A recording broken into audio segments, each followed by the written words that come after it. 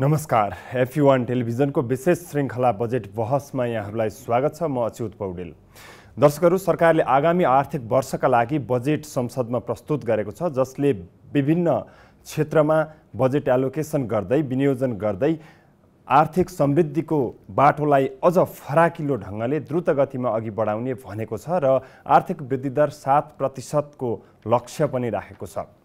यो बीचमा हामी बजेट पछिको बजेटसँगको अपेक्षा र बजेट प्रतिको प्रतिक्रिया विभिन्न क्षेत्रबाट लिइरहेका छौँ। यो क्रममा यो श्रृङ्खलामा हामी जलस्रोत क्षेत्रमा, विशेष गरी ऊर्जा क्षेत्रमा विनियोजित बजेट र यसप्रतिको अपेक्षा कति पुरा भयो भएन, यसले नेपालको ऊर्जा क्षेत्रको विकासका लागि, ऊर्जा क्षेत्रलाई थप ऊर्जा दिनको लागि कतिको प्रभावकारी बन्छ, यो विषयमा केन्द्रित रहनेछ आजको बहस। यसका लागि हामीसँग अतिथि हुनुहुन्छ डाक्टर कृष्णप्रसाद दुलाल, ऊर्जा विज्ञ, त्यसै गरी ज्ञानेन्द्रलाल प्रधान, काठमाडौँ विश्वविद्यालयका सिनेटर, ऊर्जा प्रवर्धक एवं नेपाल उद्योग परिसङ्घका नेसनल काउन्सिल मेम्बर समेत हुनुहुन्छ। यहाँहरू दुवैजनालाई कार्यक्रममा स्वागत गर्छु।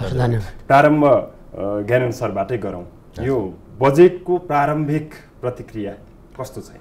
अब यस्तो बजेट भनेको तपाईँको एक किसिमको रेलवेको ट्र्याक जस्तै हो। बजेटले निजी क्षेत्रलाई कहाँ जानुपर्ने, पब्लिक सेक्टर कहाँ जानुपर्ने, नेपाल सरकारको नीति कता लाग्ने हो भन्ने एउटा तपाईँको ट्र्याक हालिदिन्छ। त्यो ट्र्याकबाट दायाँ बायाँ गर्न सकिँदैन, किन बजेटले त्यसलाई गाइड गरेको हुन्छ। अब म तपाईँलाई के भन्न चाहन्छु भने, तपाईँको आजको बिहानको भातको म्यानेजमेन्टमा अचारको म्यानेजमेन्ट बढी जरुरी छ कि तपाईँको मुख्य स्टेबल फुडको म्यानेजमेन्ट बढी छ? ऊर्जा भने कति, म तपाईँलाई सानो एक्जाम्पल दिउँ है। अहिले तपाईँको करिब गत साल 75 अरबको बिजुली हामीले बेच्यौँ। कुलमानजीले 75 अरबको बिजुली हामीले खपत गऱ्यौँ होइन। त्यो भनेको 3.5% मात्रै हो। हाम्रो सम्पूर्ण ऊर्जाको 3.5% चाहिँ ऊर्जा कहाँबाट आयो? बिजुलीबाट आयो। त्यो भनेको 75 अरब। अब त्यो ठ्याक्कै मिल्दैन, थम रुलमा जाउँ भन्दा सम्पूर्ण ऊर्जालाई आजको बिजुलीको मूल्यमा लयो भने झन्नै 2000 अर्ब है भन्दा बढी, तपाईँको 20 खर्ब भन्दा बढी चाहिँ ऊर्जा हामी खपत गर्छौँ। हाम्रो बजेट कति छ? 14.74 अरब। यानी 14.74 अरबको बजेटले हामी सम्पूर्ण देश चलाउँछौँ, विकास गर्छौँ, कर्मचारी पाल्छौँ है, निजी क्षेत्रको जिडिपीमा योगदान गराउँछौँ, कृषि उत्पादन बढाउँछौँ, रोजगारी दिन्छौँ, सम्पूर्ण देश चलाउँछौँ। तर थम्रुलले के भन्छ? ऊर्जामा हामी 20 खर्ब खपत गर्छौँ। अनि के छ त? हाम्रो आफ्नो ऊर्जा छैन। आज पनि 60-70% ऊर्जा हाम्रो ट्रेडिसनल ऊर्जा छ होइन, दाउरा काठपातबाट आउँछ। हाम्रो 14-15% ऊर्जाले हाम्रो ढाड सेकेको अवस्था छ है। कहिलेकाहीँ ग्यास नभएर भारतको नाकाबन्दीमा के अवस्था भयो र लोड सेडिङमा अझ पनि हामी गत साल त हामीले 25 अर्बको बिजुली आयात गऱ्यौँ है। भने कस्तो हुनु पर्थ्यो भने, यो भातको व्यवस्थापन गर्दाखेरि के खाने स्टेबल भात होइन, दाल के हुनुपर्छ, तरकारी के हुनुपर्छ, अनि अचार के हुनुपर्छ सोच्ने बेलामा चाहिँ उल्टोबाट सोचियो कि कसरी यही बजेटमा पनि ऊर्जा क्षेत्रका लागि जुन प्रबन्ध गरिएको छ यो चाहिँ कस्तो छ? पोलिसी डिपार्चर भन्छु म है। पोलिसी डिपार्चर किनभने ऊर्जा भनेको तपाईँको 5, 10, 20, 30, 50 वर्षको एउटा स्टेबल पोलिसी चाहिन्छ है। हाम्रो त कस्तो भइदियो भने अब भारतको बिजुली अझ पनि हामी आयात गर्दैछौँ है, आफ्नो बिजुली पुगेको छैन है। बङ्गलादेशले 9000 मेगावाट किन्छु भनेको अवस्था छ। बङ्गलादेशले 9000 मेगावाट 7.72 सेन्ट US डलरमा किन्छु भनेको अवस्था छ। PPA गरिदिएको अवस्था छ अप्पर कर्णालीलाई है। त्यो भनेको तपाईँको हाम्रो वर्तमान जिडिपीको झन्डै 25% जस्तो हुन आउँछ कि नभए 20% हुन आउँछ कि है। यति धेरै सम्भावना। हामीसँग अरू ऊर्जा पनि छैन फेरि होइन। हामीसँग कोइला भएको भए, हामीसँग सोलरको सस्तो अप्सन भएको भए, ल हाइड्रोलाई अहिले नगरौँ, यसलाई सस्तो अगाडि बढाउँ भन्ने कुरा हुन्थ्यो। भन्दा अब के गर्नु पर्थ्यो भने तपाईँको ऊर्जालाई केन्द्र बिन्दु राखेको भए के हुन्थ्यो? अहिले बेरोजगारीको समस्या है, एउटा सानो 2-4 मेगावाटको योजनाले तपाईँको 500 ग्रामीण रोजगारी सृजना गर्छ है। र यो बजेटले ऊर्जा क्षेत्रलाई कुनै उत्साह दिन सकेन भन्ने हो? उत्साह दिएन होइन। म त के भन्छु भने, ऊर्जा सेक्टर तपाईँको ब्याजले गर्दा, सरकारले गर्दा होइन। फेरि सरकारले विगतमा नगरेको होइन। सरकारको विगतको पोलिसी हेर्नुहुन्छ भने संसारको best one of the best ऊर्जा पोलिसी नेपालको छ। आयकर लाग्दैन 10 वर्ष, हेर्नुहोस् त। आयातमा केही पनि कर लाग्दैन, हेर्नुहोस् त। भ्याट केही पनि लाग्दैन, तर कन्स्ट्रक्सनमा भ्याट लगाएको अवस्था छ। मदिरा उद्योग मैले राखेँ भने, मैले चुरोट उद्योग राखेँ भने कन्स्ट्रक्सनमा लगाएको भ्याट तपाईँको समायोजन हुन्छ। तर जलविद्युतमा 1,25,00,000 भ्याट सरकारले चार्ज गर्छ कन्स्ट्रक्सन समयमा। र अहिले हेर्नुहुन्छ भने अनि राज्यले के पनि पोलिसी ल्याएर तपाईँको 15% ऊर्जा र टुरिज्ममा चाहिँ ब्याङ्कले कम्पलसरी लगानी गर्ने भन्नुभयो। राज्यले 2-4वटा पोलिसी 4-5 वर्षमा ल्याउँदाखेरि 115 वर्षमा नेपाल विद्युत प्राधिकरणले जति उत्पादन गर्यो हामी निजी क्षेत्रले 10 वर्षमा उत्पादन गर्यौँ है। यो त कस्तो भएर गर्ने, सतीले सरापेको देश जस्तो हुन गयो। म दर्शकबाट पनि लिइहालौँ यो बजेटको प्रारम्भिक प्रतिक्रिया र ऊर्जा क्षेत्रमा विशेष गरी अहिले एलोकेसन गरिएको बजेट र त्यसमा गरिएको व्यवस्थाबारे यहाँको टिप्पणी। बजेट अब यसपालि सरकारको एकदम फोकस चाहिँ अब यो कोभिडले गर्दाखेरि धेरै जसो स्वास्थ्य क्षेत्र नै केन्द्रमा पर्छ भन्ने त सबैलाई लागिराखेकै थियो। अब ऊर्जा फेरि त्यसरी पुरै बाइपास गरेर जान सक्ने अवस्था पनि होइन। तर के देखियो विगतको 3-4 वर्ष अब यो गणतन्त्र भइसकेपछि आएको सरकार, अब एउटै अर्थमन्त्रीले 3टा बजेट त मेरो विचारमा हामीले सम्झनामा पनि लायक पनि छैन, एकैजनाले रेगुलर ल्याएको। त्यो हेर्दा के देखिन्छ भने अहिले चाहिँ उहाँले पनि भन्नुभयो नीतिगत डिपार्चर के पोलिसी डिपार्चर नै देख्छु म चाहिँ। अब हाम्रो विकासको मोडल 3 खम्बे नीति हो होइन, जस्तो सरकारी, निजी र सहकारी भन्छ। अब विद्युतमा चाहिँ सरकारी र निजी नै थियो। तर अब चाहिँ के देख्दैछु म भने आज यो बजेटलाई हेर्दा पनि अब निजी क्षेत्र चाहिँ छैन, ऊ चाहिँ अब रुमबाट बाहिर गइसक्यो। अब चाहिँ सरकारले मात्रै बनाउने हो कि जस्तो देखिन्छ होइन। अर्को कुरा आजको दिनमा तपाईँले हेर्नुभयो ल कसरी हाम्रो ऊर्जाको व्यवस्थापन भएको छ भनेर हेर्नुभयो भने करिब 21,000 मेगावाट घन्टा हिजो आजको त्यति छ। त्यसमा 11,000 भन्दा माथि त निजी क्षेत्रले दिइरहेछ, 10,000 समथिङ एनिएको छ, 580 त्यस्तै आयात गरिरहेको छौँ हामीले। भनेपछि 50% भन्दा बढी त निजी क्षेत्रको योगदान छ आज पनि। र हामी कयौँ आयोजना बनाउँदैछौँ। आज अर्को सालभित्र 3,000 मेगावाट पुग्ने भनेको पनि त निजी क्षेत्रकै इनपुट छ। सरकारी आयोजना त मेरो विचारमा कुलेखानीपछि अब तुरुन्तै बनिसक्ने कुनै पनि छैन, तामाकोसीहरू पनि अर्ध सरकारीहरू हुन् होइन। त्यही भएर आजको दिनमा म चाहिँ के देख्छु भने ऊर्जालाई त विस्थापन, निजी क्षेत्रलाई चाहिँ विस्थापन गर्ने किसिमले आएको छ। र त्यसमा अलिकति के लाउँ, कुन कुराले विस्थापन गर्ने खालको आयो यही बजेटमा आएकै कुराहरू? जस्तो हाम्रो कस्तो छ 1-1.5 वर्ष अगाडिदेखि निजी क्षेत्रहरू ज्ञान सरले पनि उठाउनु भयो कुराहरू होइन, के मागहरू राखिरहेछन्। किनभने यत्रो यात्रा गर्दाखेरि करिब 30 वर्षको यात्रा हो निजी क्षेत्रको होइन। यहाँ कहाँ समस्या छ त, किन आयोजना चाहिँ बनाउने तर लगानीकर्तालाई रिटर्न दिन किन सकिरहेको छैन भनेर एक खालको बहस चलिरहेछ। र सरकारले पटक पटक कमिट गराएछ। अब तपाईँ हामीलाई थाहा छ 5 वर्ष अगाडि त हामी ऊर्जा सङ्कटमा थियौँ। यो सङ्कट समाधान गर्न निजी क्षेत्रले के योगदान गर्न सक्छ, त्यो योगदान गर्दा हामी यो यो यो यो यो दिन्छौँ भनेर कमिट गरेको कुराहरू पनि पुरा नगरेको अवस्था हुँदाहुँदै अब यसपालि बजेटमा केही सम्बोधन पक्कै हुन्छ भनेको थियो। किनभने कोभिडको कारणले गर्दा संसारभरि नै उद्योगहरूलाई बाँचिराख्न, यसलाई इम्प्रुभ गर्न, विकास गर्न होइन कि कमाओस् भनेर होइन, कम्तीमा सस्टेन होस् भनेर प्याकेजहरू ल्याइरहेको अवस्थामा नेपालमा चाहिँ केही पनि कुनै चिज पनि आएको छैन ऊर्जा उद्यमीको लागि। जुन निर्माणाधीन प्रोजेक्ट अथवा बनिसकेको प्रोजेक्टको लागि केही पनि आएको देखिएन, एउटा पोइन्ट पनि त्यहाँ छैन। त्यो कारणले गर्दा अहिले अब माग व्यवस्थापन भइसक्यो, अब हामी कसरी खपत गर्ने भनेर जुन नीति निर्मातालाई जुन टेन्सन भइरहेछ, त्यो कारणले गर्दा अब पोलिसीमै डिपार्चर भएको हो कि जस्तो देखिँदैछ र निजी क्षेत्र आवश्यक छैन कि भन्ने किसिमले आएको जस्तो बुझ्दैछु मैले। सर यो ठ्याक्कै अब ऊर्जा प्रवर्धकहरूलाई, लगानीकर्ताहरूलाई भएकै जलविद्युत परियोजनाहरू, विद्युत गृहहरू र नयाँ आउनेहरूलाई थप विकास गर्नको निम्ति चाहिँ खासै केही आएन भन्ने खालको यहाँहरू त्यसमा केही पनि आएन भन्ने के गरिदिएको भएदेखि चाहिँ उत्साह मिल्थ्यो यहाँहरूलाई? होइन, पहिला त के गर्नु पऱ्यो भने चलिरहेको उद्योगहरू जलविद्युत हेर्नुहुन्छ भने आज नेपाल विद्युत प्राधिकरण 10 अरब नाफामा गयो नि करिब गत साल, यो साल भनौँ न है। त्यो किन गयो भन्दाखेरि खिम्तीको बिजुलीले हो, भोटेकोसीले हो, चिलिमीले हो, आयातित बिजुलीले हो होइन। निजी क्षेत्रसँग 4 रुपियाँमा किनेको बिजुली 10.5मा बेच्न पाएर कुल मान्छेले तपाईँको 10 अरब चाहिँ नाफा चाहिँ लिनुभयो होइन। लोड सेडिङको अन्त गर्नलाई उद्योगीहरूले के गरे, हाम्रो उद्योग 4 देखि 8 सम्म बन्द गरिदिनुहोस् है। 1 मेगावाट बच्यो भने 13-14 हजार घरमा चाहिँ बिजुली दिन पुग्छ गाउँमा। अनि उनीहरूलाई दिएपछि पछि लोड सेडिङ अन्त गर्यो भन्दा पहिलो बोल्ने व्यक्ति हामी थियौँ। तर हामीले के गर्यौँ, हामीले खपत नगरेको बिजुलीको बिल चाहिँ 11 अरबको भिडाइयो डेडिकेटेड फिडरको नाउँमा है। र मलाई के लाग्छ भने गर्नुपर्ने के छ भने यसमा 2-3टा च्याप्टर छ। पहिलो च्याप्टर चलेर रुग्नु भएका उद्योग के व्यक्तिले रुग्नु परेका हुन् हो त्यसलाई कारबाही गर्नुहोस्। व्यक्तिले रुग्न गरेका छन्, ओभर इन्भोइसिङ गरेका छन्, चलाउन पनि चलाएका छैनन् हैन, टेक्निकली हेरेका छैनन् भने त्यसलाई कारबाही गर्नु पर्यो। किन यो त राज्यको सम्पत्ति हो नि। हामीले जलविद्युत गृह बनाउँछौँ त त्यो त डे वानदेखि राज्यको सम्पत्ति हो।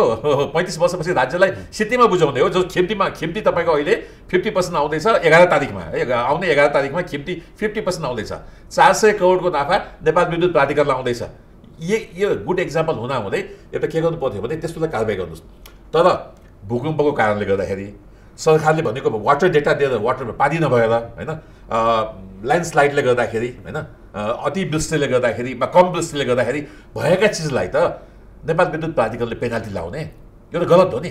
नेपाल सरकारले पनि यसमा केही सहयोग नगर्ने, यो त भएन नि। र अर्को कच्चा माल के छ भने हाम्रो कच्चा माल लाग्दैन, हाम्रो शून्य कच्चा माल हो। तर हाम्रो कच्चा माल भनेको ब्याज हो। म तपाईँलाई सानो एक्जाम्पल दिन्छु।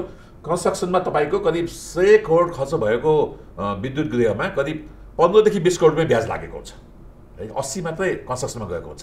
र बनाइसकेपछि तपाईँको 50% 100मा 50 करोड रुपियाँ एक्स्ट्रा फेरि ब्याज लाग्छ आउने 12 वर्षमा त्यो ऋण नतिरेसम्म। भने हाम्रो ब्याज यति सेन्सिटिभ हुन्छ कि अब 8%मा भएको ब्याज 13%मा पुगेपछि के हाल भयो हैन। र अहिले तपाईँ किन हामी 500, 550, 600 मेगावाट पुग्यौँ भन्दाखेरि राज्यले राम्रो पोलिसी ल्याएर राज्यलाई धन्यवाद दिनुपर्छ है। राज्यले तपाईँको ब्याङ्कलाई चाहिँ जलविद्युतमा लगानी गर्नै पर्छ भन्यो, तिमीसँग स्रोतको खोजी नै गर्दिन भन्यो। अब स्रोतको खोजी गर्न थाल्यो, ब्याङ्कले पैसा दिन बन्द गरे है। अब 3000 मेगावाट अगाडि बढाउने कुरा छ।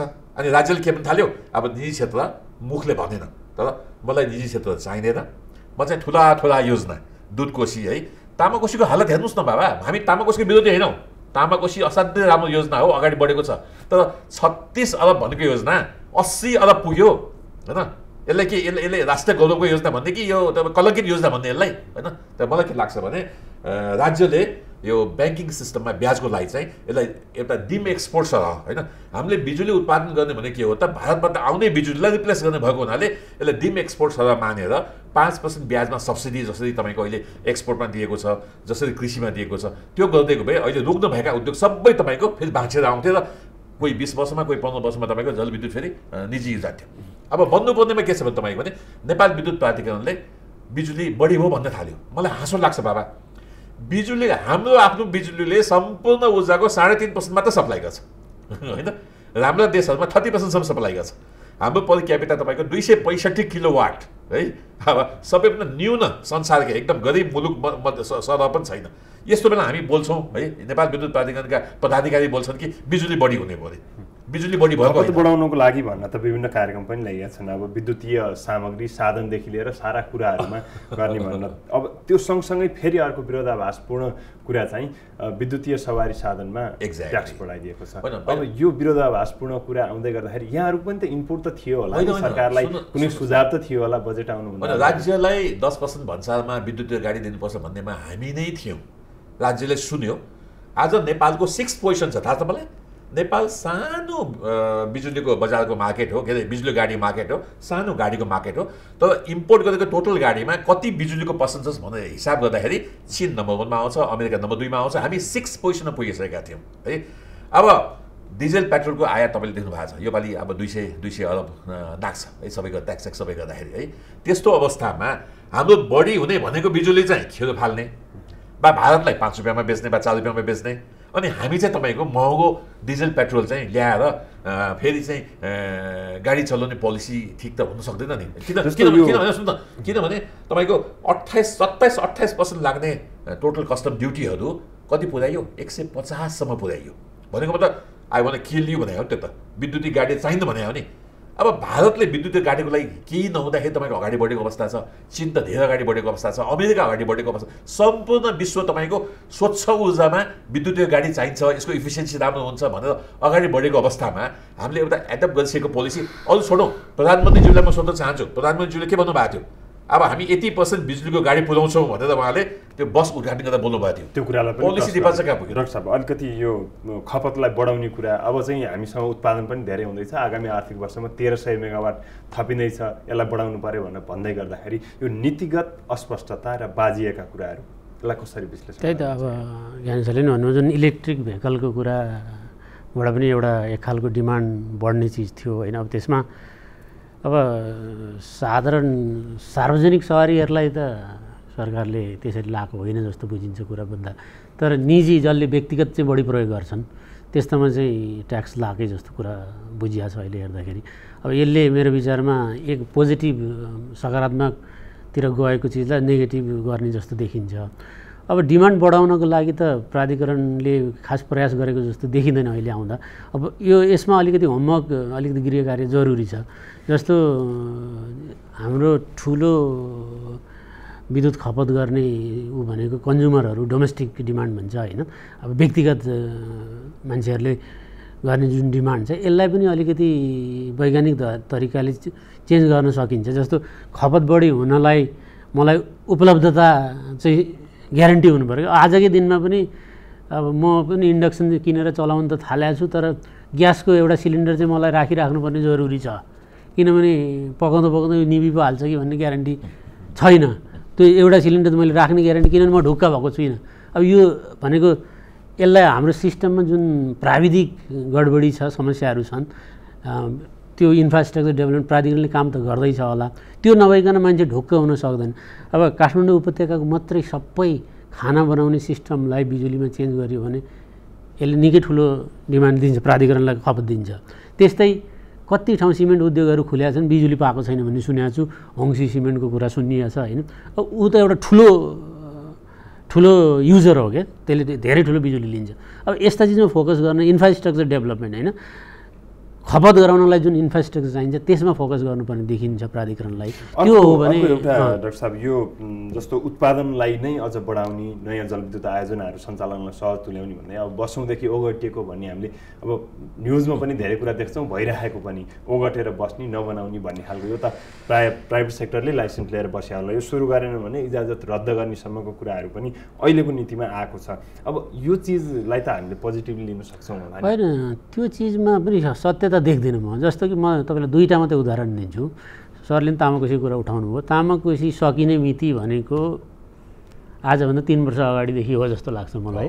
अब सरकारले बनाइरहेछ, लगानीको ग्यारेन्टी छ, उसलाई हामीलाई भन्दा सजिलो हुन्छ काम गर्न, वनका कुरा, इन्भाइरोमेन्टका कुराहरू उसले किन मितिमा सकेन, एउटा कुरा। अर्को एउटा यो तामाकोसी चाहिँ एउटा कम्पनी बनाएर गरिँदैछ, थोरै अर्ध सरकारी भन्न सक्यो। अर्को एउटा बुढीगङ्गा भन्ने आयोजना छ, यो चाहिँ नेपाल सरकारले आफै गर्दैछ, उसलाई लगानीको कुनै समस्या छैन। साउदी फन्ड, कुवेत फन्ड कुनले पुरै लगानी गरिदिँदैछ। अब उसको प्रगति तपाईँले कुनै दिन सरकारी मान्छेहरूसँग सोध्नुभयो भने निराशाजनक छ। त्यो कहिले बन्छ केही ग्यारेन्टी नै छैन होइन। त्यही भएर जलविद्युतलाई फ्ल्याटली गरेनन् भन्ने चिज होइन, कोहीले होला। अब कस्तो हुन्छ भने एउटा सेक्टरलाई खुल्ला गरिसकेपछि त्यहाँ सही मान्छे, गलत खालको मान्छे, सबै खालका आउँछन् होला, त्यो त फिल्टर हुँदै जान्छ सिस्टमले होइन। गर्नेहरू पनि त छन्। किन आजको दिनमा निजीले बनाएको आयोजना र सरकारले बनाएको आयोजनालाई तुलनै गर्न सकिँदैन, एउटा कस्टमा पनि अर्को समयमा पनि होइन। निजीले बनाउँदाखेरि त ढिलो हुँदा उही निजी क्षेत्र डुब्दै जान्छ, सम्बन्धित व्यक्ति डुब्दै जान्छ। उनीहरूले त सबै साइन गरेर घर घडेरी समेत ग्यारेन्टी राखेर पैसा लिएको हुन्छ ब्याङ्कबाट। अब प्राधिकरणले अथवा यी कम्पनीहरूले बनाउँदा कसले ग्यारेन्टी दिन्छ? व्यक्तिगत ग्यारेन्टी त कसैले पनि दिँदैन होइन। त्यही भएर यो 5 वर्ष जुन लाइसेन्सिङ पिरियड छ त्यहाँ आउने हर्डल्सहरू समाधान गर्न सरकारले कति योगदान गराएको छ, त्यो कुरालाई सूक्ष्म विश्लेषण नगरिकन लाइसेन्स लिएर काम गरेन भन्नु चाहिँ एकदम तर्कसङ्गत कुरै होइन र एकदमै गलत कुरा हो। अब कोहीको भएको छ होला, म 100% सबै डेभलपरहरूलाई चाहिँ उ गर्दिनँ। यो उत्पादन, वितरण र प्रसारण तीनवटामा प्राधिकरणलाई चाहिँ पुनर्संरचनै गरेर जाने भन्ने कुरा पनि आएको छ, यसले अलिकति स्मुथ बनाउँछ कि? अब यो चिज चाहिँ म के भन्छु भने म चाहिँ प्राधिकरण त करिब पुनर्संरचना थ्योरिटिकल त भइसकेको छ। आजको दिनमा हेर्नुहुन्छ भने उत्पादनमा प्राधिकरणको योगदान अघि पनि मैले भने योगदान करिब छैन, धेरै जसो निजी क्षेत्रले गरिराखेको छ। 50% भन्दा बढी निजी क्षेत्रको आइसकेको छ र विभिन्न कम्पनी मार्फत भइराखेको भनेको पनि प्राधिकरणभन्दा सेपरेट हो, प्राधिकरणको लगानीमा। अब आजको दिनमा प्रसारणको नि कम्पनी बनिसकेको छ र प्रसारणको कम्पनीले काम गरिराखेको छ। भोलिका दिनमा ट्रान्समिसन लाइन, प्रसारण लाइनको आयोजना बनाउने उसैले हो। अब अहिले त प्राधिकरणसँग भन्ने हो त्यही डिस्ट्रिब्युसन मात्रै छ, भोलिका दिनमा पुनर्संरचना हुन पोलिसीगत गरेर हुँदा पनि त्यही नै हुने हो। अब यहाँ अहिले त्यसको विरोधाभास पनि देखिया छ होइन। मलाई के लाग्छ नि, यो त बिस्तारै काम ले गरेर जाने हो भने यो आफै पुनर्संरचना हुन्छ। त्यो त्यो भइसकेका जस्तो देख्छु म। अब एकैचोटि डिसमेन्टल गरिदिनु खोज्यो भने त अब कर्मचारीहरूको त्यहाँभित्रको विरोध आउनु स्वाभाविक पनि देख्छु। तर प्रक्रियागत रूपमा जाने हो भने करिब मैले त डिसमेन्टलको गति भएको त करिब 10 वर्ष अगाडिदेखि नै त्यो वेमा गएको देख्छु म चाहिँ। ज्ञानेन्द्र सर, यो अझ एकदमै तुच्छ ढङ्गले पनि भन्थे नि, यो झोलामा खोला भन्नेसम्मको आरोप चाहिँ प्रवर्तकहरूलाई लाग्दै आएको थियो। यसलाई हटाउने भनेर एउटा यो सुरु नभएको काम तोकिएको अवधिमा इजाजत लिएर नगरेकोहरूलाई चाहिँ इजाजत खारेज गर्ने भन्ने कुरा, यो प्राधिकरणकै पुनर्संरचनाको कुरा, यी कुराहरू त पोजिटिभ होला नि, केही पनि आएन भन्दै गर्दा यस्तो हो कि तपाईँको मैले फेरि भन्दै नै तपाईँले भातको चिन्ता गर्ने, भोग लागेको मान्छेले भातको चिन्ता गर्ने कि अचारको चिन्ता गर्ने है? अहिले त अचारको चिन्ता गर्ने जस्तो हो कि यी तपसिलका कुरा हुन्, यी ठुला होइन। म तपाईँलाई सानो एक्जाम्पल डेटा दिन चाहन्छु है। 3 वर्षमा 3000 मेगावाट गर्ने सरकारको लक्ष्य, अब 2 वर्ष बाँकी छ। यानि 2 वर्षमा हामी अब 3000 मेगावाट पुग्छौँ। त्यो पनि निजी क्षेत्रको ठुलो कन्ट्रिब्युसनले गर्दा पुग्छौँ, किन आउने सालले तपाईँको 1000 मेगावाटभन्दा बढी चाहिँ जोडिनेवाला छ। यो जोडेपछि हाम्रो करिब 16000 गिगावाट आवर चाहिँ बत्ती निस्किन्छ। अहिले हाम्रो 265लाई तपाईँको 550 धन्नै डबल गर्नुपर्छ। यानी विद्युत खपत बढाउनु यति आवश्यक किन छ भने यदि मेरो उद्योगमा 5 रुपियाँको बिजुली मैले खपत गर्छु भने मैले 100 रुपियाँको प्रोडक्ट गर्छु, मेरो जिडिपीमा 100 रुपियाँको योगदान गर्छ। 5 रुपियाँको बिजुलीले 100 रुपियाँको योगदान गर्छ भने यो 5 रुपियाँको मैले खपत नगरिकन भारत निकासी गरेँ भने 5 रुपियाँ मात्रै आयो नि बाबा। किन यदि हामी भारत प्यार भइरहेका छौँ। त्यस्तै हेर्नुहोस् 5 वर्षमा 5000 मेगावाट भनेको तपाईँको 800 युनिट प्रति व्यक्ति हामीले खपत गर्न सक्नुपर्छ सकेसम्म। सकेन भने 600 खपत गर्नु, 200 फेरि निकासी गर्नु, कुरो अलग्गै हो। किन बिजुली खपत गर्दा जति तपाईँको फाइदा छ देशको लागि, त्यसको भ्यालु एडिसन जिडिपीमा ग्रोथ तपाईँको जति आउँछ तपाईँले देखिसक्नु। लोड सेडिङ होइन, लोड सेडिङ अन्त हुँदाखेरि एउटा कन्ट्रिब्युसन त 7% जिडिपीमा आएको त त्यो पनि एउटा लोड सेडिङ कन्ट्रिब्युसन हो नि। त मलाई के लाग्छ भने यो बिजुली चाहिँ खपत गर्ने नीति जुन सरकारले ल्याउनु पर्ने केही पनि ल्याउन सकेन। एकातिर बिजुली खपत गर्ने भनेर नीति ल्याएको छ, कस्तो त रातिको समयमा अफ टाइममा चाहिँ उद्योगलाई चाहिँ आधा बिजुलीको पैसा लिन्छु भनेको छ, असाध्यै राम्रो है। त्यस्तै तपाईँको अर्को के भनेको छ 250 युनिटसम्मलाई 15%, 125 सम्मलाई 25% इन्डक्सन चुलो युज गर भनेको छ।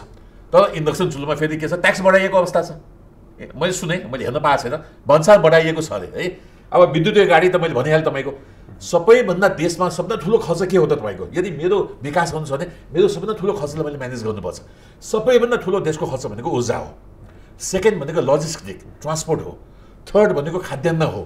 जबसम्म यो 3, 4, 5वटा चिजलाई हामी म्यानेज गर्दैनौँ देशको विकास हुन सक्दैन। यसैमा जोडिहालौँ, जस्तो खपत बढाउनुको निम्ति एक्सेस त हुनु पर्यो। अहिले पनि अब धेरै ठाउँमा बिजुलीको एक्सेस छैन देशभरि। अर्को वर्षमा कुनै पनि वैकल्पिक ऊर्जा अरू कुनै ऊर्जाबाट भए पनि ऊर्जामा पहुँच पुर्याउने भन्ने पनि यो बजेटले गरेको छ। र त्यसमा सँगै ट्रान्समिसन लाइन जुन हामीले उत्पादन गरेर देशमा खपत गरेर बढी भएको निर्यात गर्नेसम्मको लागि अरू देशहरूमा पठाउनको लागि ट्रान्समिसन लाइनहरू बनाउनु पर्ने कुराहरू पनि छन्। यो ट्रान्समिसन लाइनहरूको अवस्था चाहिँ अहिलेको के हो? पहिला के बुझ्नु पर्यो भने क्षेत्रमा लागिरहनु भएको विद्युत भनेको 100% 12 महिना खपत गर्छु भनेर सम्भवै छैन। किन बर्खामा तपाईँको 456 मेगावाट निकाल्ने तामाकोसीले हिउँदमा 24 घण्टा चलायो भने 90 मेगावाट निकाल्छ। अब बजार त 90 र 456 मा स्विङ हुँदैन नि, भने बजार जहिले पनि एउटा सिङ्किङ मार्केट चाहिन्छ कि। हामी अब अफ्रिकामा सिङ्किङ मार्केट छैन है, तर हामी कहाँ यस्तो मजाको सिङ्किङ मार्केट छ। हामी उत्तरतिर पनि लाइन जोड्दैछौँ, सहमति भइसकेको छ। दक्षिणतिर लाइन जोडिसकेको अवस्था छ। बङ्गलादेशले 9000 मेगावाट किन्छु भनेको अवस्था छ। र हाम्रो बिजुली बढी हुँदाखेरि असार, साउन, भदौ, असोजमा उहाँहरूलाई सबभन्दा बढी चाहिन्छ बेलुकाको समय। तर यो ट्रान्समिसन लाइन बनाउने कुरा नै जटिल बन्दैछ, जुन अहिले बजेटमै पर्यो पनि। जस्तो अमेरिकी सहयोग नियोगबाट प्राप्त हुने यो MCC फन्ड अन्तर्गतबाट आउने त्यो रकमलाई बजेटमा स्रोतको रूपमा राखियो भनेर सत्तारूढ दलभित्र एक खालको रस्साकसी पनि भयो। सुन्नुहोस् न, यो चिज चाहिँ किन यति धेरै यो अवस्थामा पुगेको छ? म नेताहरूलाई बिन्ती गर्न चाहन्छु, यो प्रधानमन्त्री तपाईँलाई मन पर्दैन भने प्रधानमन्त्रीको विरोध गर्नुहोस्, देशको विकासको विरोध नगर्नुहोस्। प्रधानमन्त्रीको विरोधको नाममा राजनीति गर्न पाइँदैन। म MCCको बोर्डमा आबद्ध छु है। 60 अरब पैसा आउँदैछ र तपाईँ वर्ल्ड ब्याङ्कले दिएको पैसा हेर्नुहोस्, ADB ले दिएको पैसा हेर्नुहोस्, चिनिया सरकारले दिएको ग्रान्ट हेर्नुहोस्, तपाईँ जापान सरकारले दिएको ग्रान्ट हेर्नुहोस्। यो ग्रान्टभन्दा MCCको ग्रान्ट उत्तम छैन भने म कान काटेर फालिदिन्छु। 5 वर्षमा तपाईँको 60 अरबको ट्रान्समिसन लाइन है, त्यो पनि बढी भएको बिजुली फेरि भारत पठाउन सकिने, इनर्जी ब्याङ्किङको रूपमा सुरुमा, पछि बिक्री पनि गर्न सकिने, बङ्गलादेश पठाउन सकिने, तर अहिले पठाउने होइन। अहिले हामी आफैले खपत गर्ने हो। त म तपाईँलाई सानो एक्जाम्पल के दिन चाहन्छु भने अहिले हामीले टोटल इनर्जी कति खपत गर्छौँ भन्दा 13.5 मिलियन टन ओइल इक्विभ्यालेन्ट। एउटा नम्बर सम्झ्यो, 13.5 मिलियन ओइल टन इक्विभ्यालेन्ट। यो भनेको अहिलेको बिजुलीमा कन्भर्ट गर्दाखेरि 1,57,000 गिगावाट आवर हुन्छ। अहिले हाम्रो उत्पादन भनेको जम्मा खपत भनेको करिब 6,300, 3.5%। बिजुलीले हाम्रो टोटल ऊर्जामा 3.5% मात्रै सप्लाई गर्छ। अब हामी के कोइलै इम्पोर्ट गर्ने त, डिजेलै इम्पोर्ट गर्ने त, हाम्रो दाउरा नै काट्ने त, जङ्गलै सखाप गर्ने त? बिजुलीको उत्पादन त बढाउनु पर्यो नि बाबा, होइन? त्यो मामलामा मलाई के लाग्छ भने बिजुलीको ग्रोथ हेर्नुहोस् त, 2016मा तपाईँको 2016 र 17मा 28% ग्रोथ भएको छ, लोड सेडिङ थियो। त्यसपछि 17-18मा तपाईँको 12% ग्रोथ भएको छ, 18-19मा 15% ग्रोथ भएको छ र तपाईँको 3 वर्षमा 72% हामीले वृद्धि गरेका छौँ। यानि कि हाम्रो 265 किलोवाट आवरलाई 500 लान सकिने रहेछ। यो त देखाइहाल्ने, होइन? अब केमा गर्ने त भन्ने कुरा आयो के? आज पनि उद्योगले बिजुलीको लाइन लिनलाई प्रति केभीए सर्टेन पैसा बुझाउनुपर्छ। नेपाल विद्युत प्राधिकरणमा घुस नलिऊ, डिमान्ड चार्ज भनिन्छ। कुलमानजी यो घुस बन्द गर्नुहोस्। कुनै पनि एउटा उद्योगले चाहिँ बिजुली पाऊँ भनेपछि 7 दिनमा बिजुली जोड्ने तपाईँ एउटा नीति बनाउनुहोस् त। अहिले 100 मेगावाट तपाईँको अझ उद्योगीले खपत गर्छ, पहिलो कुरो। दोस्रो के छ भने 40 अरबको ग्यास आयात गर्छौँ र मैले हेरेँ एलपिजीले 5 जनाको परिवारलाई 1 महिनामा 1453 रुपियाँ खर्च हुँदाखेरि बिजुलीले 1114 खर्च हुँदो रहेछ। यानि आफ्नो बिजुलीले कम खर्च हुँदा हामी चाहिँ 40 अरबको एलपिजी ग्यास आयात गर्छौँ। अब अहिलेको बजेटले के गर्यो त? खपत नै बढाउनु पर्यो, आन्तरिक खपत नै भन्ने कुरा म अलिकति एक लाइन लिएँ मैले। अहिलेको हाँसु लाग्ने कस्तो पोलिसी डिपार्चर छ अहिलेको बजेट हेर्नुहोस् त। एकातिर बिजुली खपत गर्ने भनेको छ, एकातिर विद्युतीय गाडीलाई बन्द गर्छौँ। हाम्रो सबैभन्दा बढी विद्युतीय गाडीमा ट्रान्सपोर्टमा खर्च गर्ने भनेको वीरगञ्ज काठमाडौँ रेलवे हो। तपाईँ वीरगञ्ज काठमाडौँ रेलवे इलेक्ट्रिकल हाल्नुभयो भने करिब तपाईँको 60 अरबको इन्धन बचाउन सक्नुहुन्छ। 15,000 गाडीलाई तपाईँले 2,000मा झार्न सक्नुहुन्छ। 2 घन्टामा तपाईँ तराईबाट काठमाडौँ आउने वातावरण बन्छ। त्यो रेल त हामीले नाउँ निशानै लिएनौँ, जबकि फिजिबिलिटी होला। लिपुलेकमा हाम्रो विवाद होला भारतसँग हामीले लिपुलेक लिनै पर्छ, फिर्ता लिनै पर्छ। त्यो भारतको भूमि नै होइन, म पनि त्यसमा मान्छु। तर त्यो विवाद छ भन्नेमा हाम्रो फाइदा त छोड्नु भएन नि, है? त मलाई के लाग्छ भने अहिलेको बजेट चाहिँ अब ग्यास फ्याक्ट्री राख्नेभन्दा अगाडि बढेको छ। अहिले बाबा निजी क्षेत्रको 60% मात्रै युज भएको छ, 40% अहिले पनि खाली छ। किन नयाँ फ्याक्ट्री राख्नु पर्यो, होइन? सबै सरकारले गर्ने भए हामीलाई बिदाई दियोस्, है? हामी रिटायरमेन्ट एजमा छौँ, है? सुत्छौँ बस्छौँ, देश विकास। डाक्टर साहब, यो ट्रान्समिसन लाइनको कुरा निकै नै रस्साकसीमा पनि छ। कसको फन्ड लिने, कसको नलिने, के गर्ने भन्ने कुराहरूमा यहाँको अध्ययनले चाहिँ के भन्छ? अब ट्रान्समिसन लाइनको, प्रसारण लाइनको योजनाहरू चाहिँ नेपालमा निकै समस्याग्रस्त छन्।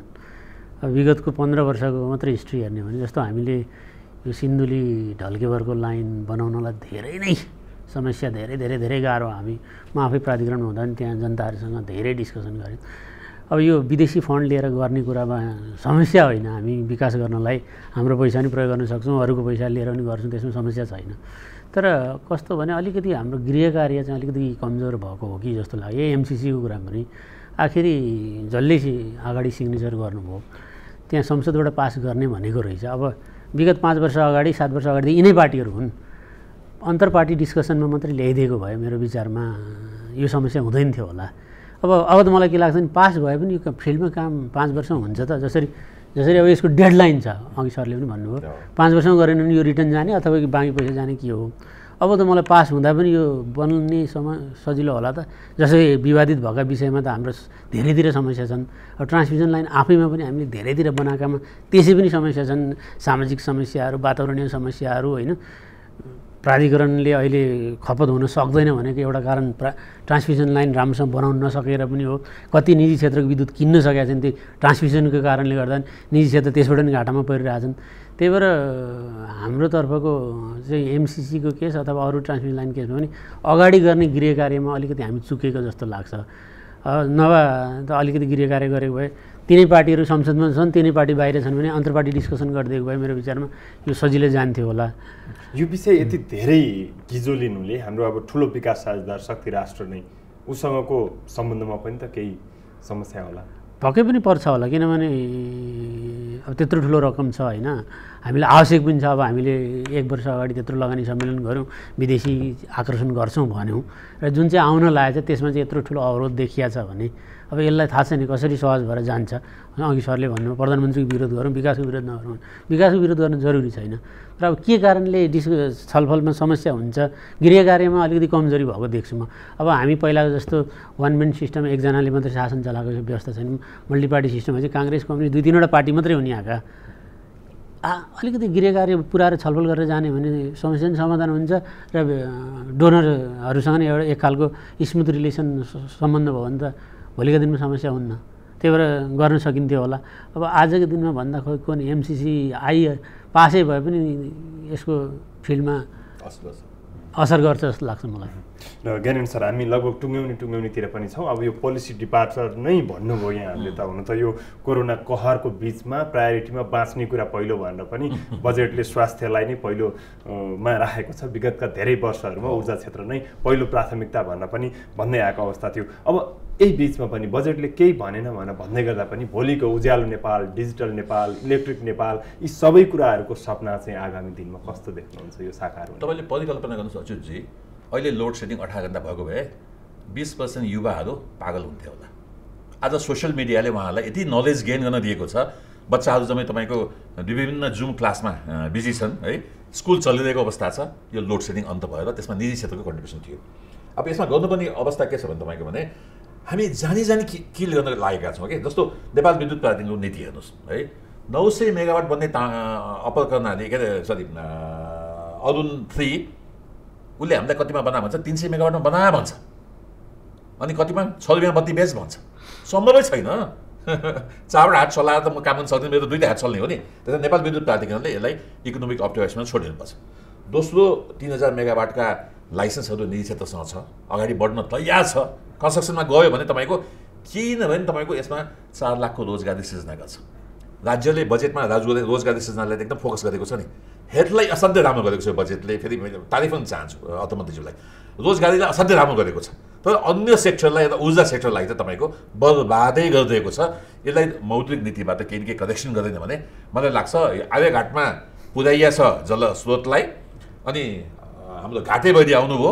घाटे वैद्यले आँखा यस्तो बनाउला मान्छेले चाहिँ हेरेको, घाटे वैद्यले बचाउला भनेको 2-4 अङ्ग निकालिदिए कि अहिलेको बजेटले 2-4 अङ्गै निकालिदिए। जस्तो बिजुलीको खपत गर्ने करेक्सन चाहिँ जरुरी छ। अति न त तपाईँको यो सेक्टर सिद्धिन्छ है। डाक्टर साहब, अन्त्यमा करिब म पनि एग्री गर्छु। अब सरकारले पोलिसी डिपार्चर सोच्नु हुँदैन। म के भन्छु भने आजको 5 वर्षपछि खोइ त ठुलो आयोजनाहरू विगत 2-3 वर्षदेखि त बन्न थालेको छैन। अब निजी क्षेत्रलाई नै हटाउने, सरकार आफू नि ठुलो आयोजना सुरु गर्न सक्ने। तपाईँले 3 वर्षको कार्यक्रम हेर्नुभयो भने जनताको नेपालको पानी जनताको लगानी भन्ने, अनि दुधकोशी के आयोजनाहरूको मोडल, विकासको मोडल फाइनल गर्ने भन्ने, बुढी गण्डकीमा जग्गा मुआवजा सक्ने भन्ने, आजसम्म त नसक्ने। सरकारको पर्फर्मेन्सै छैन। अनि निजी क्षेत्रलाई पनि हटाइदिने हो भने मेरो विचारमा अबको 5 वर्षपछि फेरि हामी कि त सबै इन्डियाबाट ल्याउने, अब ट्रान्समिसन लाइनहरू त अन्तर्देशीय ट्रान्समिसन लाइनहरू बन्ने कुराहरू आएको छ। त्यसले गर्दा सबै तेल जस्तै विद्युतमा नि किन्ने हुने कुरा देखिँदैछ। होइन भने निजी क्षेत्रलाई हटाउने हो भने सरकारी क्षेत्रबाट मात्रै अब सम्भव देख्दिनँ म चाहिँ। त्यही भएर सरले भने जस्तो करेक्सन सहित जानु जरुरी छ। अच्युतजी 6000 नदी नाला छ सानो सानो। यो सानो सानोमा त तपाईँको नेपाल विद्युत प्राधिकरणले गर्ने होइन नि। देखिसक्यो नि चमेलिया कति पर्यो, 56 करोड प्रति मेगावाट पर्यो। हामीले त 20 करोडमा बनायो नि। आज दुधकोशी बनाउने भनेको छ कति 25 करोड भनेको छ। मलाई दिनुहोस् दुधकोशी, म 18 करोडमा बनाउँछु। नेपाल विद्युत प्राधिकरणलाई च्यालेन्ज भयो। सानोमा हामीलाई ठाउँ दिनुहोस् न बाबा। सानैले अहिले लोड सेडिङ अन्त गरेको अवस्था छ, भारतीय बिजुलीले रिप्लेस गरेको अवस्था छ भने हामीलाई अलिकति कमसेकम यसो ठिक गर्यो भाइ हो भनेर यसो आङमा यसो गर्नुको साथ हो। अगाडिबाट नाकै भाँच्ने गर्दा मुकिदिएछ त कसरी बाँच्ने छ? सरकारले पनि यो विषयमा पक्कै पनि सोच्छ पक्कै। यो समय र संवादका लागि यहाँहरू दुवैजनालाई धन्यवाद। धन्यवाद। दर्शकहरू, बजेट बहसको यो श्रृङ्खलामा विशेष गरी ऊर्जा क्षेत्रमा केन्द्रित रहेर हामीले छलफल गऱ्यौँ। यसका लागि हामीसँग हुनुहुन्थ्यो ऊर्जा विज्ञ डाक्टर कृष्ण प्रसाद दुलाल, त्यसै गरी जलविद्युत प्रवर्धक ज्ञानेन्द्रलाल प्रधान। बजेट बहसको यो श्रृङ्खला यति नै। हेर्दै रहनुहोला AP1। नमस्ते।